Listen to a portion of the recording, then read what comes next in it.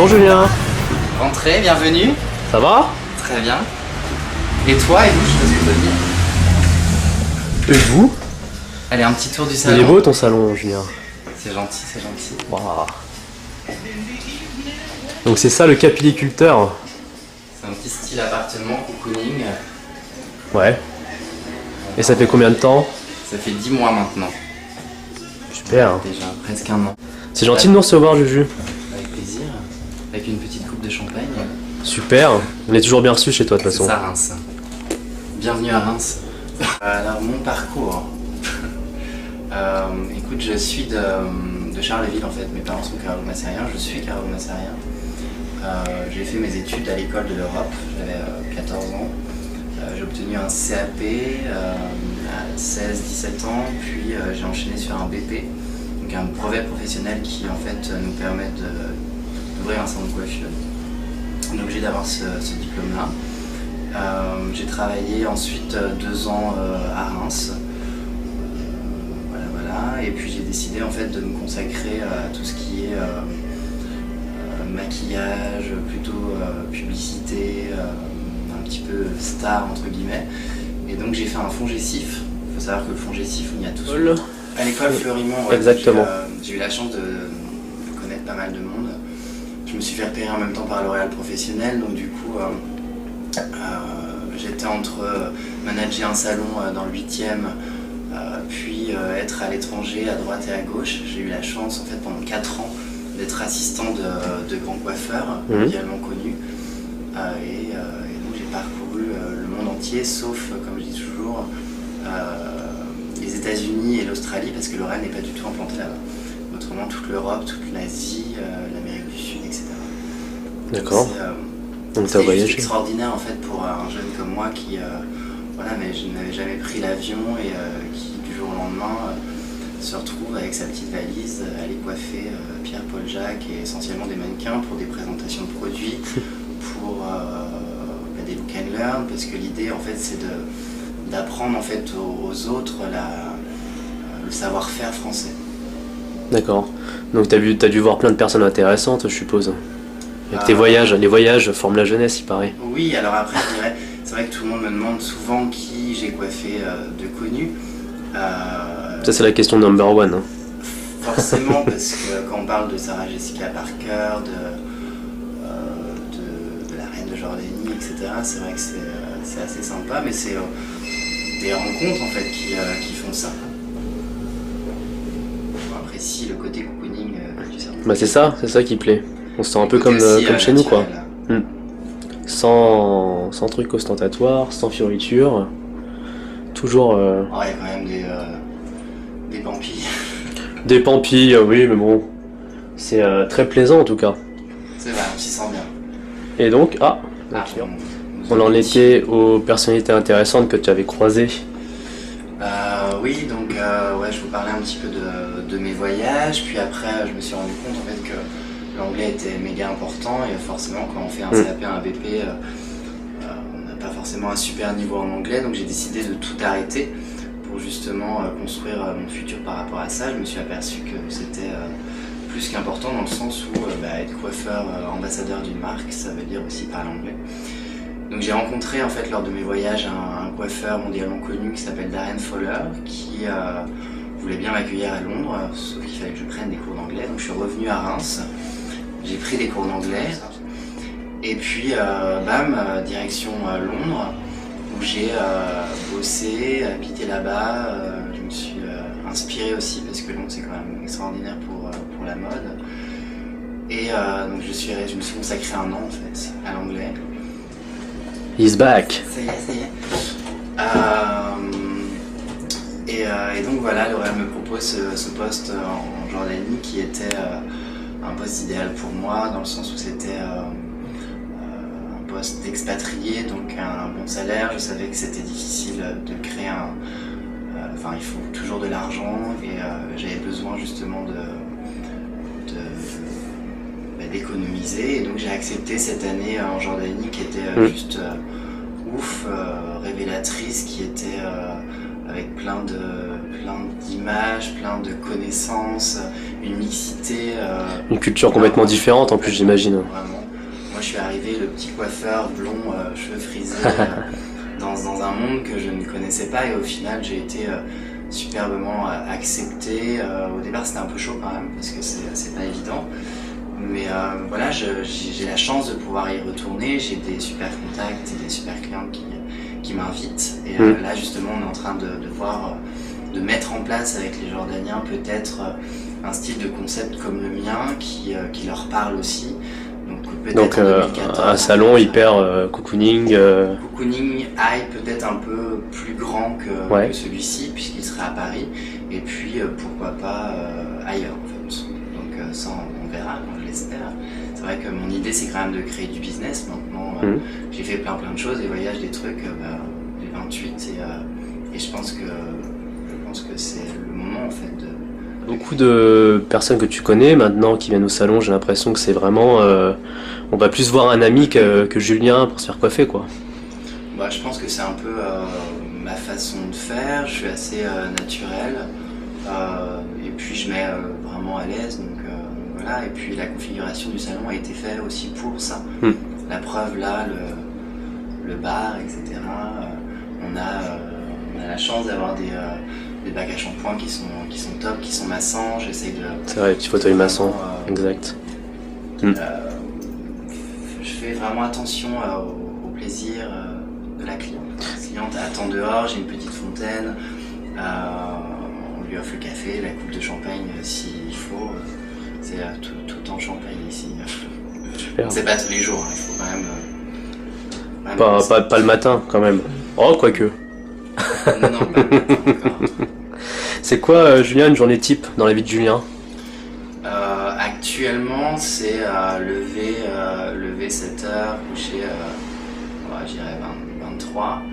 On fait quand même 10 à 11 heures de boulot par jour.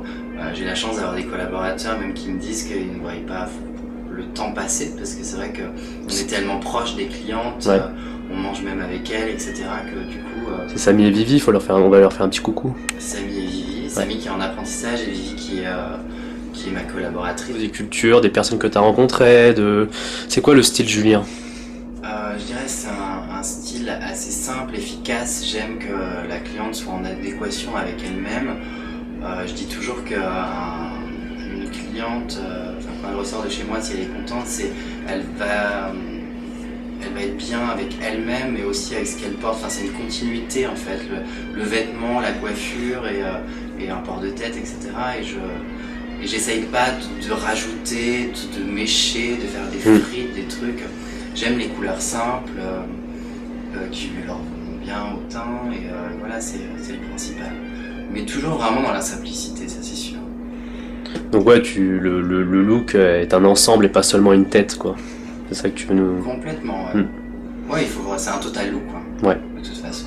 Et en parlant de look, c'est quoi le style Julien selon toi? Ton style à toi, comment tu le définirais? Mon style à moi, c'est... j'ai mis quand même pas mal de temps à me trouver. Comme ah oui, t'as eu différents styles avant d'être beau comme tu es là. Est-ce que t'as eu des... T'étais skater, t'étais gothique? J'ai eu une période assez... méga efféminée, avec les cheveux encore plus longs que là, avec des frites blondes, j'arrivais vraiment pas du tout à me trouver. Et je pense que vraiment Londres, c'était... c'est une vraie inspiration pour moi. Et j'ai plus forcément besoin d'acheter la fringue méga chère, méga mode du moment. J'aime aller dans les fripes, même choisir des chaussures qui ont déjà été portées. Et voilà, plus c'est même un peu crado et mieux c'est. Donc c'est du simple élégant. Simple, slim, boots, petit Marcel, petite chemise, bonnet. J'ai pas voulu le mettre parce que je voulais montrer mes cheveux. Alors je sais, on sait à Smoky Room que t'es quelqu'un d'extrêmement modeste, Julien, mais est-ce que tu pourrais donner des conseils look à quelqu'un, par exemple? Qu'est-ce que tu conseillerais? Un conseil look par rapport à un vêtement ou par rapport à une coiffure? Par rapport à une personnalité, une personne. Imagine moi, on vient te voir demain, on te dit ouais Julien, moi j'aimerais bien m'habiller un peu mieux, je me sens pas à l'aise. Le bas très slim et le haut assez ample. Je trouve qu'on se sent bien. À un moment donné, quand c'est trop slim, c'est too much. Quand c'est trop big, c'est too much aussi. Et je trouve que ça révèle aussi une silhouette, bon, les couleurs noires mixées avec aussi un petit peu de fantaisie en haut, les accessoires. Je sais que pour elle, Vivi, là, j'aime quand elle a un petit short, quand elle a un truc ample, c'est même accessoirisé avec des bandanas, des serre-têtes. J'aime tout ça, les airbands aussi qui sont super sympas. Après, c'est vrai qu'il faut, c'est un peu du cas par cas. Ça dépend la façon dont on est fait. Si on est justement trop mince, pas être trop slim partout. Je pense que c'est une histoire de balance en fait, d'équilibre. Équilibrer la silhouette. Équilibrer la silhouette par rapport aux vêtements. Ouais. C'est ça, et puis un conseil, je dirais vraiment être bien avec soi-même. Pas dire, bah voilà, parce qu'on m'a dit ça, il faut aller voilà, dans le kitsch, dans le gothique, dans le rap. Ouais. Non, c'est pas les fringues qui font la personne, mais l'inverse. C'est la personne qui va peut-être sublimer les habits. Certainement, mais encore une fois, si dans votre armoire vous aimez un vieux pull dégueulasse, il faut garder ce vieux pull parce que c'est une histoire, ça a plein de choses et ça c'est super important. Justement, en parlant de ton armoire, Julien, Julien Brion, jamais sans quoi? Jamais sans Je dirais sans mon slim parce que c'est vrai que j'adore ça, plus c'est slim et plus j'aime. Et pas aujourd'hui, mais j'aime les bonnets, même en été. C'est vrai que t'en mets beaucoup. Et pour la petite histoire, j'ai ma factrice, qui s'appelle Martine d'ailleurs, que j'adore. Fais un bisou à Martine. Bisou Martine. Son café, qui me tricote des bonnets qui sont juste ouf. C'est génial ça. Toutes les couleurs. T'en as de la chance. Petite pub pour Martine. Si jamais donc Martine fait des bonnets, on peut la contacter. Je lui ai dit d'ailleurs. Hein, qu'elle se mette à faire des bonnets. C'est un fric de malade. Et ton endroit préféré à Reims? Est-ce que t'en as un déjà, un endroit préféré ou un endroit où tu te sens bien, où tu te sens à l'aise? Où je me sens bien. Au niveau bar, etc. Un endroit préféré, que ce soit un magasin, un bar. J'aime mon quartier, c'est d'ailleurs pour ça que j'ai choisi d'y vivre, qui est le Boulingrin. Ouais. Qui est en pleine expansion, qui est en plein dynamisme, le Boulingrin. C'est très sympa. Malheureusement, j'ai pas tellement de temps d'y aller trop souvent. J'ai même jamais vu le marché du Boulingrin ouvert, juste pour les inaugurations, etc. J'aime ces petites rues, ces pavés, je m'y sens vraiment bien. Boire un petit café de temps en temps le dimanche, c'est assez cool. Autrement, bien sûr, la cathédrale qui est juste dingue. Et à chaque fois que j'ai des amis ou des gens de l'étranger, on passe forcément dans la cathédrale. Normal. Tu nous montres un petit peu le patio, peut-être? On l'a pas vu encore. Ton beau patio, il fait pas super joli, mais je me permets. D'ailleurs, j'ai un canapé qui ne sert à rien. Les canapés là à l'entrée? Le canapé là. Ouais.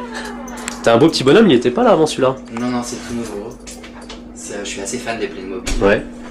J'ai un côté un peu enfantin et mon rêve serait d'avoir un Playmobil géant. Ça coûte très cher. Très économique. On va faire beaucoup de coupes de cheveux. Est-ce que t'as un petit mot de la fin, Julien? Parce que c'est bientôt la fin de l'interview, malheureusement. Non, déjà. Bah ouais, on est limité par le temps, tu sais, à Smoky Room. J'ai pensé à un truc à vous parler un petit peu de mon métier. J'ai la chance de faire un métier qui est juste dingue parce que je l'aime et je pense que c'est une vraie chance.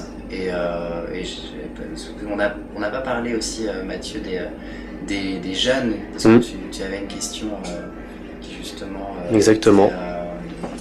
Rappelle-moi ta question. Qu'est-ce que tu conseilles aux jeunes qui veulent se lancer dans le métier ou Voilà. Et encore une fois, ça revient aussi par rapport à un look, etc. Il faut vraiment être bien dans ses baskets, bien avec soi-même. Et voilà, je dirais, aujourd'hui, on a un métier qui est juste dingue. La coiffure, c'est quelque chose d'assez incroyable. On fait pas que des bigoudis, des mises en plis, etc. Et voilà, il faut aller dans cette ligne-là, être toujours penser positif et toujours aller plus loin, en fait. C'est un peu mon message. Après, c'est facile pour moi parce que je fais ce métier, je l'aime, je me lève tous les matins et je suis super content de le faire et encore plus maintenant du fait d'avoir mon endroit à moi et c'est vraiment que du bonheur. Voilà. Travailler. C'est ça, c'est le secret. Merci. Rien sans rien. Ok. Merci Julien. On fait un petit coucou à Vivi et à Samy. Au revoir Samy, au revoir Vivi. Ils sont pas là. Ils dorment.